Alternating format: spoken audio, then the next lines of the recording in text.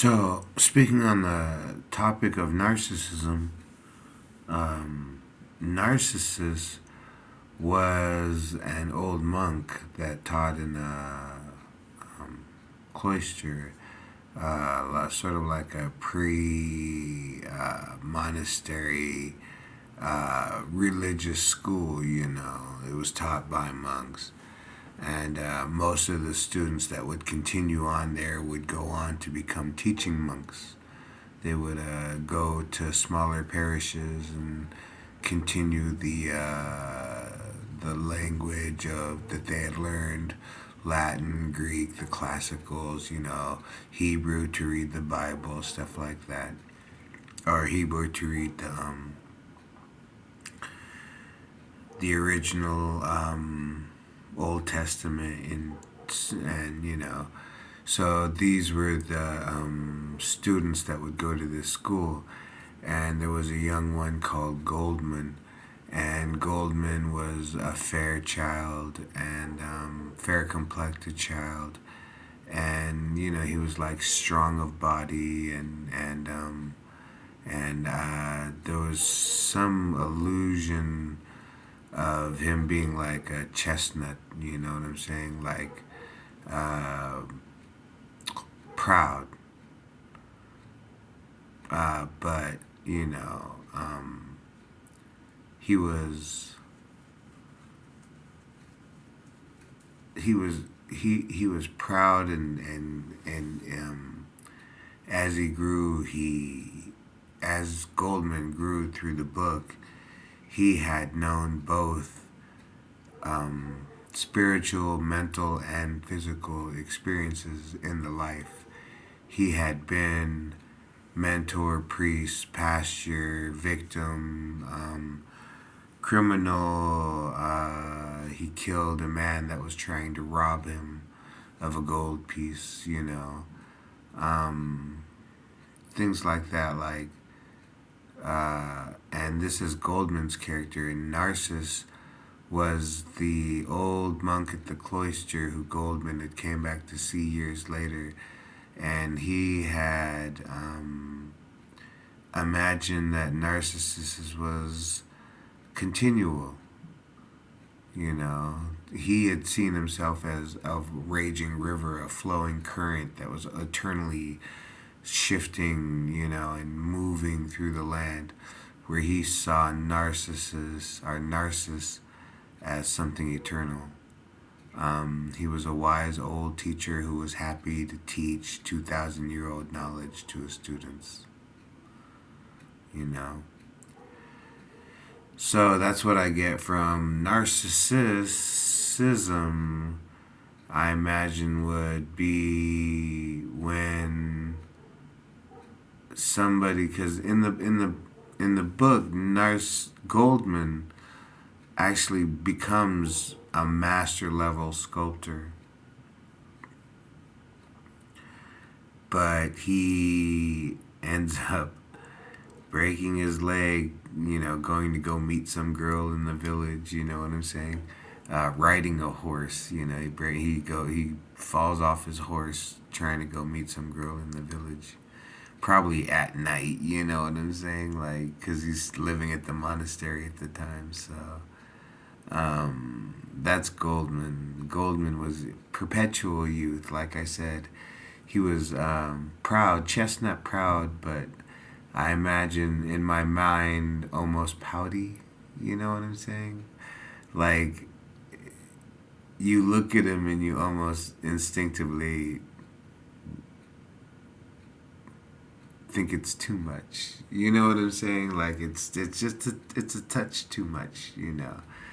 And so it's so close to perfect that you start looking for flaws. You don't just accept how close it is to, hey, that's wow, look, a little proud little kid with curly hair and chestnut colored skin and chestnut colored hair and pouty lips, and he's come to figure out whether or not he's fit to be a preacher or pastor or ordained, a monk, you know what I'm saying? And he ends up leaving the monastery, and he, like at one point, he recognizes that the pain and the pleasure that he sees in people's faces is primal. It's almost,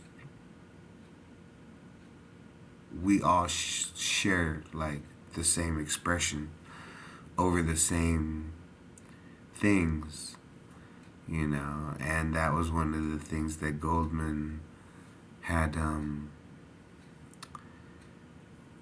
experienced in his life, was the enjoyment of falling into the flow of his river, living his life, you know, jumping from meal to meal. I mean, as honest as the story, you know, as honest as the story could be. Um, you know, there was walking from house to house, you know, because villages were a day's walk apart back then, and you know, you would walk for a day and a half and live off of berries, and then you'd find a village, and because he was a wandering kid with some other wandering kids, they would break him half a loaf of bread, and then somebody would give him butter, you know. But it's a fictional story. Of course, the kids ate, you know. But in, you know, so, but that was the whole thing, is that, you know, the character that went out into the world was proud and almost pouty, almost too much, almost too soft. You know, the world, when people looked at him, as they secretly, you know, wanted to see how tough he was, to the point where they might go out of their way to toughen him up, you know what I'm saying? And so that's what I got, kind of, was from the story. And then the kid just went out into the world and said, okay, well, it was during the time of the plague and people were dying. You could make as much money carrying corpses as you could baking a loaf of bread. And, you know, so he would do jobs that nobody would do, and lived a life that most others would, you know, horrified to think that that would be their life. And he came back after many years. He had settled his wandering down, and he had taken up a trade, chisel and hammer and chisel, and become a sculptor. But all of his sculptures were lustful, too lustful. He was religious and lustful at the same time, you know. That six pack was just too much, you know what I'm saying? And so he went back to his old friend Narcissus, and Narcissus loved him so much that he made him, you know, the church sculptor. And, you know, we need these redone. And so Narcissus came back as promised, sun kissed and scarred, and changed the world around him, you know. And our Goldman had come back sun kissed and scarred, and changed the world around him. And Narcissus, who had remained in his room full of books, the world came to him, you know. So if narcissism is a defense in which you have a false self, which is really your super ego, you know, of what you wish you could be if only,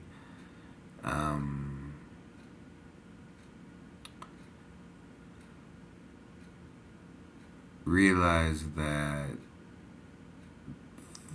the dream alone, trying to follow the dream of being a master alone, will set you on a path that will be yours alone.